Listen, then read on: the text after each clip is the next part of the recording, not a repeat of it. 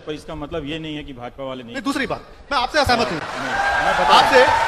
मैं बता रहा हूँ आप कहते हैं कि भगत सिंह से कोई शायद बड़ा नेता मिलने नहीं गया। प्रधानमंत्री एक सेकंड, अरुंधति रॉय का एक इंटरव्यू आया, ठीक, वो किसी पाकिस्तान के रेडियो से चला था और पाकिस्तान के वेबसाइट से चला था, और न्यूज़ में ये डॉक्यूमेंटेड है। फिर उसको उठा के भारत के खास वैचारिक समर्थकों के वेबसाइट ने उसको छापा, न्यूज़ बनाया, और कई लोगों ने उसको ट्रेंड करके ट्वीट किया। तो इसके झांसे में कोई भी पढ़ सकता है। वो जरूर चुनौती है कि बाहर के देश के लोग हम सबको लड़ा सकते हैं उस ट्वीट को करके, पर ये इतना निर्दोष व्यवस्था नहीं है।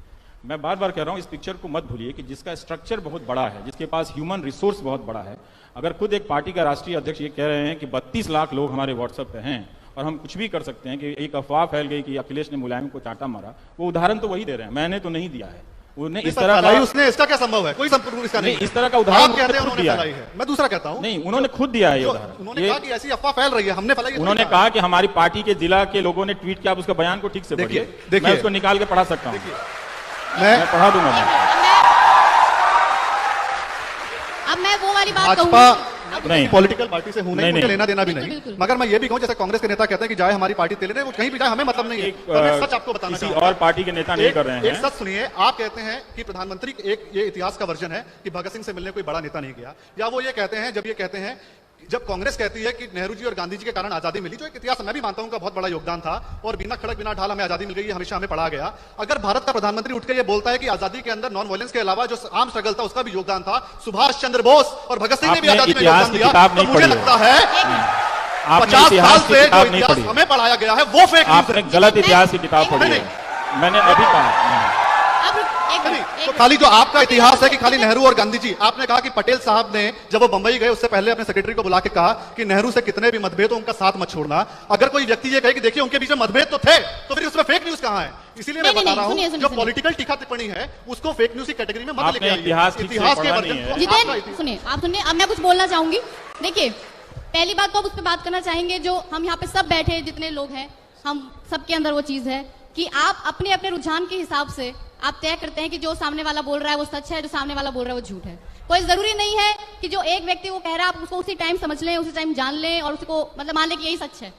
तो आप वो आज सारे लोग वही कर रहे हैं। मैं यही कह रहा हूँ, मुझे सामने कहने में कोई दिक्कत नहीं है, क्योंकि मुझे पिटने की संभावना कहीं भी है। इतिहास को जब भी इस भावुकता से पेश किया जाए, वो हमेशा ही इतिहास नहीं होता है। कहीं भी इतिहास को अगर आप प्रोफेशनल बड़े हिस्टोरियन की किताबें पढ़ेंगे तो वो किसी का महिमा मंडन बेवजह वो नहीं करता है। राजनीतिक दल जरूर करते हैं, कांग्रेस के पोस्टर पर सरदार पटेल नहीं होंगे, इनके पोस्टर पर होंगे, वो सब करते रहते हैं। लेकिन जो इतिहास की प्रोफेशनल ट्रेनिंग है उसमें खुद ही इतना कंपटीशन है कि एक मैंने जैसे कहा कि सरदार बोस पे ही कई किताबें, राइट लेफ्ट हर तरह के इतिहास के लोगों को लिखे हुए, जिन लोगों ने सरदार भगत सिंह की जेल डायरी और किताबों का संकलन किया है वो और भी लोग थे, मतलब उनका वो कुछ और भी लोग उनसे कहा जा सकता है। तो सरदार भगत सिंह हर जगह हैं, कम्युनिस्ट पार्टी में भी हैं, आरएसएस में भी हैं, कांग्रेस में भी हैं, वो सब जगह हैं। और कई बार जब जाटों का महासम्मेलन होता है तो वहाँ भी फोटो होता है, जैसे कुर्मी जाति का महासम्मेलन होता है, नीतीश कुमार ने किया था 2014 से पहले, तो वहाँ भी सरदार पटेल की तस्वीरें थी। तो हम अपने नेताओं का राजनीतिक स्तर पर अलग अलग करते हैं, लेकिन हम छात्र हैं। अगर आप में से कार्यकर्ता हैं, कोई राजनीतिक है, तो पूरा आपका अधिकार है, जो आपकी पार्टी का है वो आप मानते रहिए। लेकिन हम छात्र हैं, तो हम हिस्ट्री को इस इमोशनल क्वेश्चन से अगर आप देखने लगेंगे तो यही है, वो फेक न्यूज, फेक इमोशनैलिटी के ट्रैप में फंसेंगे और फिर तालियां बजाएंगे। और जो अब देखिए कितना आसान है, ताली आपने इनके लिए भी बजा दी, वही जनता मेरे लिए भी बजा दी। तो प्लीज मत कीजिए ये काम, प्लीज रैशनैलिटी को लाइए, तार्किकता को लाइए, थोड़ा सा समझिए हमने क्या कहा, इन्होंने क्या कहा, खुद परखिए। मैं बार बार कह रहा हूं कि किसी पे आंख बंद करके भरोसा मत कीजिए, थोड़ा मेहनत कीजिए, आपको पता चलेगा कि कहां क्या नाइंसाफी हुई है, कहां क्या कुछ हुआ है।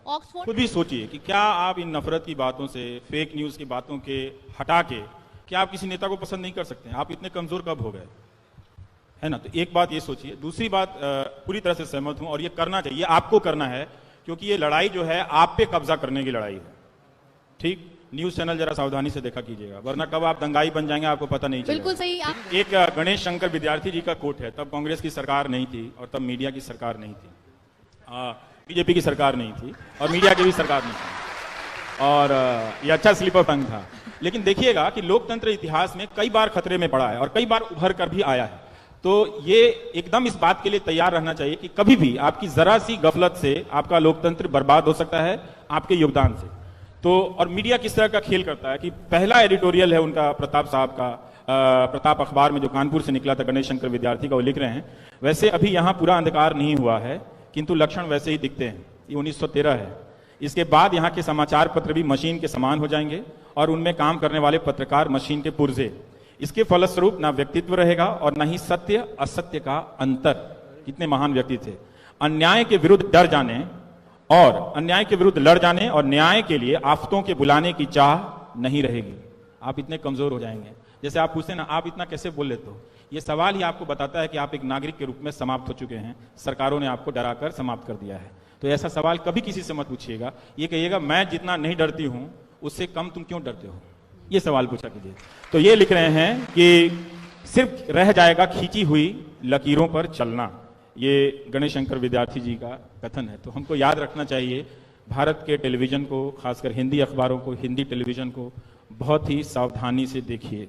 अगर जरा सी चूक आपने की तो आप जिन महान लोगों की कुर्बानियों पे, उनकी मूर्तियों पे शान करते हैं, उनकी शान में आप गुस्ताखी कर देंगे। हम पढ़ रहे हैं। मीडिया ने ही सिखाया कि किससे आपको सवाल नहीं करना है। मीडिया ने ही बहुत सारी खबरें गायब कर दी। तो जो नो न्यूज है वो भी एक तरह का फेक न्यूज है कि अगर आप असली चीजें ना जान के कुछ और चीजें जान रही हैं या आपको बताया जा रहा है। आप हिंदी अखबारों को देखिए, पढ़िए ध्यान से। बहुत एक से एक काबिल पत्रकार हैं, मतलब इतने धुरंधर हैं कि पसीने छुड़ा दें नेताओं के और सरकारों के, लेकिन उन सब के हाथ बांध दिए गए हैं। वो सब मिलते हैं तो ऐसी तड़प है, उनकी तड़प को मैं थोड़ा सा जी लेता हूं ज्यादा, पर अगर आप उनका साथ देंगे तो यही पत्रकार बदल देंगे आपके लोकतंत्र को। नेताओं में बहुत क्षमता होती है। हमारा न्यूज चैनल खासकर और मीडिया, मैं बहुत जिम्मेदारी से कह रहा हूं, जो मुझे पिछले 4 साल में दिखा है और उसके पहले जिस तरह से उसमें गिरावट आ रही थी, वो बहुत होशो हवास में सोच समझ के भारत के इस अर्जित लोकतंत्र को, जिसको पाने के लिए लोगों ने काला पानी की सजा भुगती, उसको बर्बाद कर रहा है। ये बात मैं ताली बजवाने के लिए नहीं कह रहा हूं, ताली मत बजाइएगा। आपके अखबारों के संपादक, आपके पत्रकार, उनके मालिकान, ये सब मिलकर इस लोकतंत्र को बर्बाद करने में लगे हुए हैं। अगर आप बतौर नागरिक नहीं उठकर खड़े हुए, इस झूठ से नहीं लड़ पाए, लड़ाई आपकी है कि क्या आप इस झूठ से लड़ पाएंगे, और हारना आपकी नियति है, तो आप इस नियति को बदल पाएंगे। 150 साल पहले किसी ने सोचा था कि हम नियति को बदल पाएंगे, लेकिन लंबी लड़ाई थी तो बदली थी। तो ये बहुत जरूरी है कि आप इन न्यूज चैनलों की हरकतों को समझें, इनके जो स्लोगन्स हैं, किस तरह से हिंदू मुस्लिम नफरत की बातें हो रही हैं। क्या आपने यही हिंदुस्तान चाहा था? वो तो जो हो गया 1947 में, वो क्या आपको 2019 में फिर से चाहिए? क्यों चाहिए? और फिर जो सचिवालय के बाहर प्रदर्शन कर रहे हैं नौकरी वाले, उनको क्या चाहिए? उनको तो नौकरी चाहिए ना। तो अपने सवालों को मत बदलने दीजिए, मत भटकने दीजिए। तो मैं जिम्मेदारी से कहता हूं कि हिंदी न्यूज चैनल आपको बर्बाद कर रहे हैं। सबसे पहले आपको दंगाई बना रहे हैं। अंग्रेजी भी आ गए उसमें, और अंग्रेजी भी आ गया है, पर तो मैं हमें हिंदी दो का हूं तो अंग्रेजी मैं भी उसकी हैं। खबर ज्यादा रखता हूं। पर आप अंग्रेजी से भी, और ये बात कोई लाग लपेट कर नहीं है। आप अगर जरा सतर्क हो जाएंगे तो यही सब चीज अच्छा हो जाएगा। और आपके नेताओं में बहुत संभावना है कुछ नया और बड़ा कर देने के लिए। उनके पास लाखों की संख्या में सरकारी कर्मचारी हैं। तो आप अपना सही डिमांड जरा सा बड़ा कीजिए। इन भावनात्मक मुद्दों को छोड़िए। शर्म आनी चाहिए कि एक फिल्म पे, पद्मावत पे, इस देश में 3-3, 4-4 हफ्ते चर्चा हुई है और लड़के लाठी खा जाते हैं यहाँ पे नौकरियों के लिए, उसकी एक तस्वीर टीवी पे नहीं चलती है। अगर ऐसा भारत, अगर ऐसा मीडिया आपको चाहिए, आपको मुबारक। मैं आपको बोल के जा रहा हूं, आपने अपने गर्दिश के दिन तय कर रखे हैं। शायद उसका बुलावा जो है वो आप और तेजी से चाहते हैं कि वो और जल्दी आ जाए, ताकि हम बर्बादी जो है जिसकी हमने चाह की थी, हम ओढ़ लें। अब हमको जाने दीजिए। जी।